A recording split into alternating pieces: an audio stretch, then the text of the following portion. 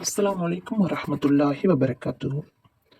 சஹாபாக்கள் வரலாறுகள் பார்த்து வருகிறோம். கப்பாப் ரலியல்லாஹு அன்ஹு அவர்கள் ஏற்ற துன்பங்கள். ஹஜ்ரத் கப்பாப் இப்னுல் அரத் ரலியல்லாஹு அன்ஹு அவர்கள் இஸ்லாத்தை தழுவியதால் ஏற்பட்ட கடினமான சோதனைகளில் தங்களை அர்ப்பணித்து அல்லாஹ்வின் பாதையில் ஏற்பட்ட மிக கடினமான சிரமங்களை எல்லாம் சகித்து கொண்ட புனிதர்களில் ஒருவராவார். இஸ்லாத்தின் ஆரம்ப காலத்திலேயே 5 அல்லது 6 நபர்களுக்கு பின் இஸ்லாத்தை தழுவியவர்கள். இதனால் நீண்ட காலம் வரை இவர்கள் பல துன்பங்களை சந்திக்க வேண்டியதாயிற்று. இரும்பு கவசம் அணிவிக்கப்பட்டு கடும் வெயிலில் கிடத்தி இவர்கள் வேதனை செய்யப்படுவார்கள். அதனுடைய வெப்பத்தினால் வியர்வை பெருக்கெடுத்து ஓடிக்கொண்டிருக்கும்.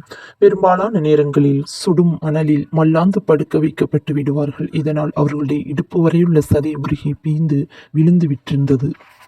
ஹஜ்ரத் கப்பாப் ரலியல்லாஹு அன்ஹு அவர்கள் முஸ்லிக்கான ஒரு பெண்ணுடைய அடிமையாக இருந்தார்கள். அவர்கள் நபிகள் பெருமானார் ஸல்லல்லாஹு அலைஹி வஸல்லம் அவர்களை சந்தித்து வருகிறார்கள் என்ற செய்தி அப்பெண்ணுக்கு தெரிந்தபோது அன்னாருக்கு தண்டனை தர வேண்டும் என கருதிய அவள் ஒரு இரும்பு துண்டை நெருப்பில் காய்ச்சி அவர்களுடைய தலையின் மீது சூடு போட்டு வேதனை செய்வாள். பல ஆண்டுகளுக்கு பின் ஹஜ்ரத் உமர் ரலியல்லாஹு அன்ஹு அவர்கள் கலீஃபாவாக இருந்த காலத்தில் கப்பாப் ரலியல்லாஹு அன்ஹு அவர்கள் ஆரம்ப காலத்தில் பட்ட வேதனைகளை பற்றிய விபரங்களை கேட்டார்கள்.